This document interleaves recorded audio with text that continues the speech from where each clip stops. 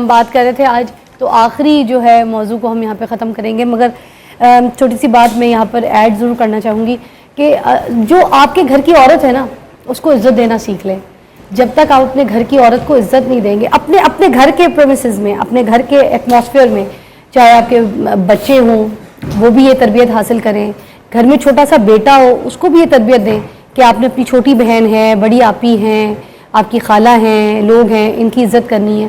پھر بچوں کے سامنے اپنی بیوی کی برائی کرنا، اپنی ماں کی برائی کرنا، ماں کی بھی برائیاں کرتے ہیں، کسی بھی عورت کی برائی کرنا، کسی پڑوسن کی برائی کرنا کہ وہ دیکھو کیسے کپڑے پہن کے جا رہی تھی، اس کو تمیز کوئی نہیں ہے، وہ دیکھا تھا کیسی باتیں کر رہی تھی، یا خاندان میں کوئی عورت بات کر، میں کہتی ہوں عورت کی بات پہ ایک ذرا نرم لہجہ رکھیں، عورت کے ساتھ بھی نرم لہجہ رکھیں، عورت کے ساتھ گفتگو کریں تو شیری جیسی زبان، شیری بالکل ایسے کر کے نرم بات کریں۔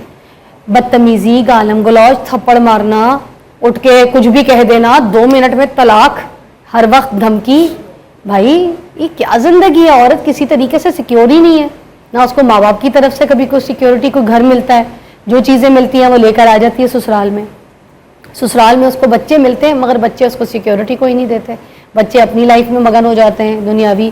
آج کل ویسے ہی جینزی کا دور ہے تو جینزی تو ویسے ہی بہت بزی ہے، جینزی کو تو میں خاص طور پہ کہوں گی کہ اپنی ماؤں کو، اپنی بہنوں کو، اپنے گھر میں عورتوں کو پروٹیکٹ کریں، ان کو ٹائم دیں، یہ جینزی کی تربیت ہے اور ہم اپنی ٹرانسمیشن کے ذریعے بھی تربیت کرانے کی یہ کوشش کریں گے۔ ہر عورت، بیوی، ماں، بیٹی، بہن، آپ کے گھر میں کام کرنے والی عورت کیوں نہ ہو، اس کو بھی شرم کی نگاہ سے دیکھیں، عورت میں کام کرنے والی شرم کی نگاہ سے دیکھیں۔ ٹی وی پہ بھی اگر آپ کو کوئی عورت بہت اچھی لگ رہی ہے اور بہت اچھے ٹک ٹاک بناتی بھی ہے تب بھی ہلکی آنچ پہ پلیز۔ خیال یہ آتا تھا کہ حصہ بھی دینا پڑے گا، جو کہ اسلام نے بھی کہا کہ جیسے بھی آپ نے خود بھی ارشاد فرمایا اپنے انٹرو میں۔ اب یہاں پر یہ پرابلم پیدا ہوتا ہے پدرسری معاشرے میں کہ کیونکہ مرد کا حصہ زیادہ ہونا چاہیے، اگر لڑکی حصہ لے گی تو وہ گھر جس کی وہ زمین ہے وہ حصہ کم ہو جائے گا، تو پہلے دن سے ہی خاتون کے حوالے سے اس کو زر اور زمین کے ساتھ اٹیچ کر دیا گیا۔ میں ہمیشہ آپ کے پروگرام میں 2 بار کہہ چکا ہوں، آج دوبارہ کہہ رہا ہوں، مجھے اس جملے سے شدید نفرت ہے، زر زن زمین۔ بھئی آپ ایک جیتی جاگتی اشرف المخلوقات عورت، سانس لیتی خاتون کو آپ جائیداد اور پیسے کے برابر لا رکھتے ہیں؟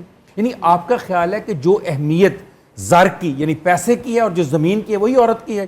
وہ جو جیتی جاگتی ہے، سانس لیتی ہے، کام کرتی ہے، دنیا میں آئی ہے، اللہ نے بھیجی ہے، اللہ بنانے والا، برانڈ اللہ اس کا، آپ کون ہوتے ہیں اس کو ان 2 چیزوں کے ساتھ شامل کرنے والے جو دنیا میں کمائی جا سکتی ہیں؟ مجھے ایک انسان بنا کر دکھاؤ اس دنیا میں اللہ کی مرضی کے بغیر۔ تم زمین کما سکتے ہو، تم پیسہ لے سکتے ہو، تم چوری کر سکتے ہو، تم 2 نمبری کر سکتے ہو، لیکن کیا کسی انسان کو دنیا میں لا سکتے ہو؟ کیا دنیا میں کسی چیز کو اشرف المخلوقات قرار دے سکتے ہو؟ جب نہیں قرار دے سکتے تو پھر تم زر اور زمین کو زن کے ساتھ کیوں شامل کرتے ہو؟ اس لیے پہلی نفرت تو یہیں سے شروع ہو جاتی ہے۔ دوسری بات یہ ہے، مرد یہ سمجھتا ہے کہ عورت جب اپنے پاؤں پہ کھڑی ہوتی ہے، معاشی طور پر مضبوط ہوتی ہے، تو اسے کسی طرح کا تھریٹ ہے۔ یہ میری جو سمجھ سے باہر ہے کہ جب زندگی میں 2 پہیے ہیں آپ، تو دونوں پہیوں میں برابر کی ہوا اور برابر کی طاقت ہونی چاہیے۔ یہ آپ کیسے سمجھ لیتے ہیں کہ عورت جو ہے وہ زیادہ طاقتور ہو جائے گی معاشی طور پر، سماجی طور پر، تو مرد کو جو ہے وہ نیچا دکھا دے گی؟ اگر اس طرح مان لیا جائے تو اس کا مطلب یہ ہوا جب سے مرد طاقتور ہے اس نے عورت کو نیچا دکھانا ہے، اور دنیا کا ہر مرد عورت کو نیچا دکھاتا ہے۔ بالکل ایسا نہیں ہے۔ یہاں پر بہت بڑے بڑے صحابہ کرام، ان سے پہلے ائمہ کرام، ان سے پہلے انبیاء، انہوں نے تو کوئی فرق نہیں کیا، تو تم کون ہوتے فرق کرنے والے؟ پھر نفسیاتی وجوہات بھی ہیں اس کی۔ مرد یہ سمجھتا ہے کہ میرا جو گرپ ہے، میں جو ایک بادشاہ ہوں، میں جو کیپٹن ہوں، میں جو شپ کو چلا رہا ہوں اس گھر کو، اگر عورت جو ہے وہ معاشی طور پر، سماجی طور پر، نفسیاتی طور پر اپنے پاؤں پہ کھڑی ہو جائے گی تو کل یہ نہ ہو کہیں کہ گھر کو یہ چلائے۔ اچھا میں اس پہ بھی بات کرتا ہوں، اس کو ایکسیپٹ کر لیتے ہیں ساری بات کو فضا کہ یہ بالکل ٹھیک پراپوزیشن ہے، تو کیا حرج ہے اگر عورت گھر کو چلائے؟ بھائی ہماری دادیاں گھر چلاتی تھیں، ہماری نانیاں گھر چلایا کرتی تھیں، ہمارے دادا اور ہمارے نانا صبح زمین پہ جاتے رات کو آیا کرتے تھے۔ کی ضرورت ہے۔ ہاں آپ جیسے کمائی کی برکت کی بات کر رہی ہیں، اس طرح کا نہ کوئی دین میں یا کہیں حدیث قرآن میں ایسی کوئی بات ہی نہیں ملتی کہ برکت نہیں۔ آپ دیکھیں حضرت ختیجہ بھی تجارت کرتی تھی نا، ہمارے پاس اتنا بڑا ریفرنس ہے کہ تجارت بھی کرتی تھی، ان کی کمائی میں گھر بھی چلتا تھا، اور حضور صلی اللہ علیہ وسلم ایگزامپلری ہیں کہ یہاں پہ جو ابھی بات آپ کر رہی تھی کہ میلز کیوں انسیکیور ہو جاتے ہیں، آپ دیکھیں کہ وہ ان کے ساتھ مل کے ان کا ساتھ دیتے تھے، بلکہ اور کبھی انسیکیور نہیں ہوتے تھے۔ اور جب نبی پاک کو ضرورت پڑی تو انہوں نے اپنی جائیداد ان کے قدموں تلے بھی رکھ دی، تو ان کے پیسوں میں اس برکت لیے تھی تو تو ہاں، حضرت خدیجہ نے اپنے برکت آپ پیسوں کو رکھا نا. دیکھیں رضا، گھر میں برکت پیسوں سے اگر ہوتی نا تو جو امیر ہیں ان سب کے گھر میں برکت ہوتی ہے. اس وقت گھر میں برکت ہوتی ہے کہ عورت کتنی محفوظ اور کتنی پرسکون رکھی ہوئی ہے آپ نے اپنے گھر میں، برکت اس سے آتی ہے. ایسے ہی چاہے بہت زیادہ کما بھی رہی ہے عورت، اگر وہ ذہنی طور پہ یا ایموشنلی طور پہ سیکیور نہیں ہے تو گھر سے برکت ویسے ہی اٹھ جاتی ہے، کیونکہ آپ کی ہر دن کی لڑائیاں، آپ کے بچے جو دیکھ رہے ہوتے ہیں تو برکت تو ویسے چلی جاتی ہے. تو کمائی کے ساتھ برکت کو ریلیٹ کرنا صرف اور باقی سب چیزیں بھول جانا، یہ ویسے ہی غلط کانسیپٹ ہے جو ڈیولپ ہوتا ہے سوسائٹی میں. لیکن اس کی کوئی ریفرنس ہمیں دین میں نہیں ملتا. تو عورت جو ہے وہ کمائے تو اس کی پیسوں میں برکت ہوتی ہے اور وہ کما سکتی ہے، اس کی کمائی سے خوشی حاصل کی جا سکتی ہے. بالکل. اچھا، اگر وہ خود خوش ہے تو ایکچولی، اگر وہ خود. اچھا ڈاکٹر صاحب، مرد کے اندر کیا جیلسی ہوتی ہے کہ جب عورت کو کامیاب دیکھے تو کوئی جیلسی فیکٹر مرد کے اندر آتا ہے، انسیکیورٹی آتی ہے؟ جی بالکل، آپ کی بات ٹھیک ہے. اصل میں جب سورہ نحل نازل ہوئی نا، سورہ نحل کی آیت نمبر 59 میں اللہ تعالیٰ نے ایک بڑی ایسی خوبصورت بات کر دی اس سوسائٹی کو، اور اس سے پہلے کی سوسائٹیز کو دیکھتے ہوئے، میں تو کہوں گا اس کے بعد کی سوسائٹیز کو دیکھتے ہوئے. کہا کہ جب تمہارے یہاں بیٹیاں، اس کا مفہوم یہ ہے کہ جب تمہارے یہاں بیٹیاں پیدا ہوتی ہیں تو تمہارے چہرے سیاہ پڑ جاتے ہیں اور تمہارے چہروں پر غم آ جاتا ہے اور تم اپنے رشتہ داروں سے چھپتے پھرتے ہو کہ تمہیں پہچان نہ لے. اب یہ جو 3 باتیں میں نے آپ کے سامنے رکھی ہیں، پہلی بات کہ چہرے سیاہ پڑ جانا، دوسرا اگر غم آ جانا، تیسری بات رشتوں سے چھپتے پھرنا. یہ مجھے بتائیے احساس کمترین تو اور کیا ہے؟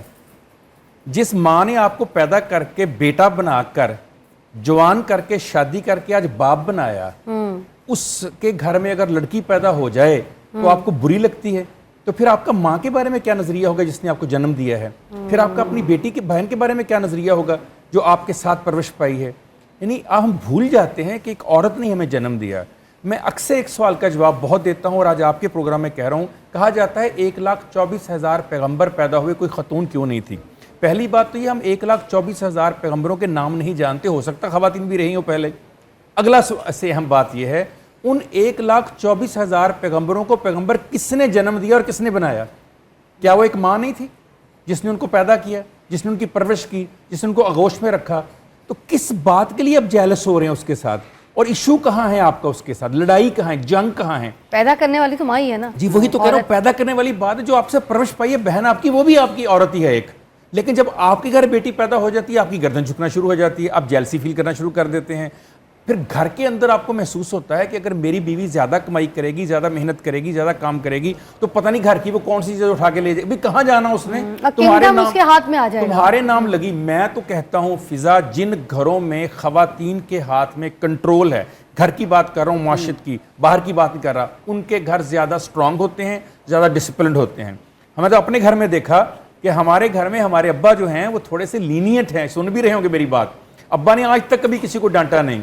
امی ڈسپلنڈ ہیں، امی بہت سخت ہیں، امی بڑی اسٹرکٹ ہیں. امی کی وجہ سے ہم 5 بھائی پڑھ گئے ہیں. اگر میں آج پی ایچ ڈی کر کے بیٹھا ہوں، میرے بھائی ڈاکٹر بن کے بیٹھے ہیں، میرا بھائی برسٹر بن کے بیٹھا ہے، اس کے پیچھے امی کا ڈسپلن ہے. اور امی کی جو سیلری تھی، امی کی جو ارننگ تھی، وہ ابو سے زیادہ تھی. آج تک نہ جی بالکل. میرے والد انجینئر تھے، سول انجینئر تھے، ایک محکمے میں جاب کرتے. میری والدہ ڈاکٹر تھی.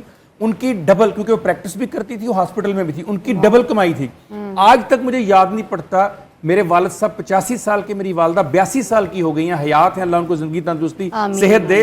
کبھی میرے والد نے کہا ہو یہ جملہ اپنی میری والدہ کو، یا کبھی میری والدہ نے یہ پوز کیا ہو کہ میں کیونکہ زیادہ کماتی تھی، میرا زیادہ حصہ تھا، لہذا گھر میرا بن گیا ہے.